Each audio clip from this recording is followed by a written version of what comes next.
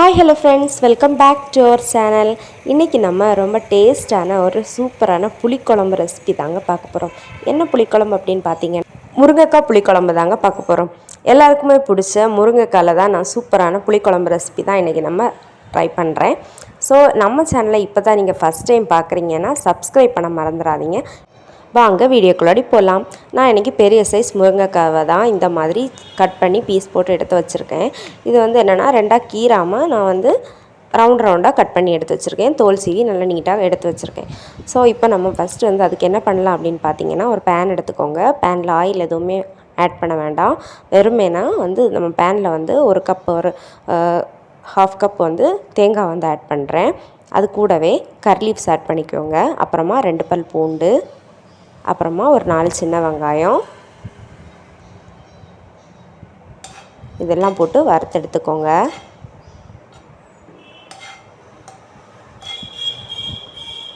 ஓரளவு வறுப்பட்டதுமே நம்ம இது கூடவே ஒரு ஸ்பூன் சீரகம் ஆட் பண்ணிக்கிறேன்.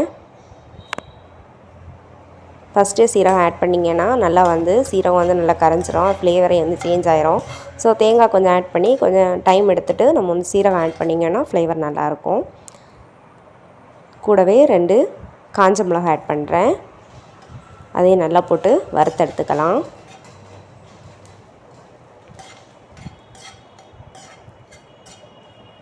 எல்லாம் நல்லா வறுபடட்டும்.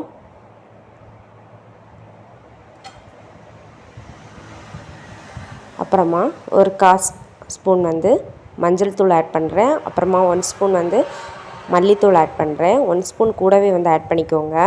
1.5 ஸ்பூன் கிட்ட ஆட் பண்ணிக்கோங்க.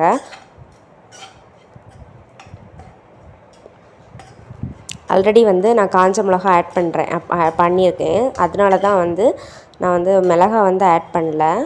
உங்களுக்கு வேணும்னா தேவைப்பட்டுச்சுன்னா ஒரு 1/2 ஸ்பூன் வந்து ஆட் பண்ணிக்கோங்க. ஆனால் வந்து காரம் அதிகமாக இருக்கும், அதுக்காக தான். இது எல்லாமே ஆற விட்டு மிக்ஸி ஜாரில் கொஞ்சமாக வாட்டர் ஆட் பண்ணி பேஸ்ட் அரைச்சி எடுத்துக்கோங்க. அப்புறமா அதே பேனில் கொஞ்சமாக ஆயில் ஆட் பண்ணி ஆயில் நல்லா ஹீட் ஆகட்டும்.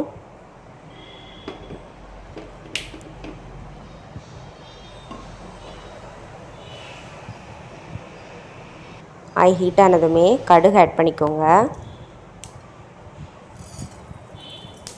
கடுகு நல்லா பொரியட்டும். அப்புறமா வெந்தயம் ஆட் பண்ணிக்கோங்க. 1 ஸ்பூன் வந்து வெந்தயம் ஆட் பண்ணிக்கோங்க. ரொம்பவே டேஸ்ட்டு நல்லாயிருக்கும். அப்புறமா ஒரு 8 போல் சின்ன வெங்காயம், ஒரு 3-4 பல் பூண்டு, அப்புறமா கரி லீவ்ஸ் எல்லாம் சேர்த்து கூடவே வதக்கி விட்டுக்கோங்க. சின்ன வெங்காயம் ஆட் பண்ணிக்கோங்க. டேஸ்ட்டு செம்மையாக இருக்கும். சின்ன வெங்காயத்தில் தான் இந்த புளிக்குழம்போட டேஸ்ட்டே இருக்குது. சின்ன வெங்காயம் நீங்கள் எவ்வளோத்துக்கு நிறைய ஆட் பண்ணுறீங்களோ அந்த அளவுக்கு நம்மளோட குழம்பு வந்து நல்லா டேஸ்ட்டாக இருக்கும். எல்லாம் நல்லா வதங்கின அப்புறமா நான் கட் பண்ணி எடுத்து வச்சுருக்க முருங்கைக்காய் வந்து ஆட் பண்ணுறேன். கூடவே போட்டு நல்லா வதக்கி விட்டுக்கோங்க. நல்லா வதங்கட்டும். மூடி போட்டு வேக விட்டுக்கோங்க. இப்போ நான் வந்து வாட்டர் எதுவும் ஆட் பண்ணிக்கல. நான் வந்து ஒரு 15 மினிட்ஸ் முன்னால் புளி வந்து ஊற வச்சு எடுத்து வச்சுருக்கேன்.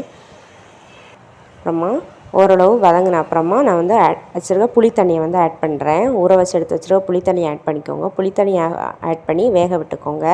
முருங்கைக்காய் நல்லா வேகட்டும்.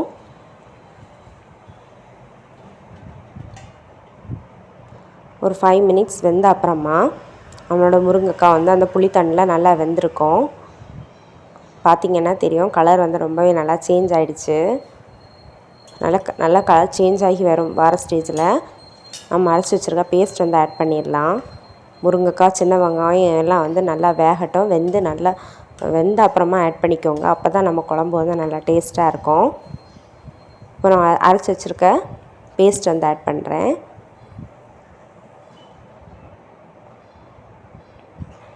பேஸ்ட் ஆட் பண்ணி மூடி போட்டு வேக வச்சு விட்டுக்கோங்க. தேவையான அளவு சால்ட் வந்து ஆட் பண்ணிக்கோங்க. நான் வீடியோ எடுக்கிறதுக்கு மறந்துட்டேன்.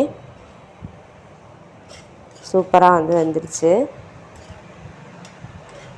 அவ்வளோதான், நம்மளோட புளிக்குழம்பு வந்து ரெடி ஆகிடுச்சு ஆல்மோஸ்ட்.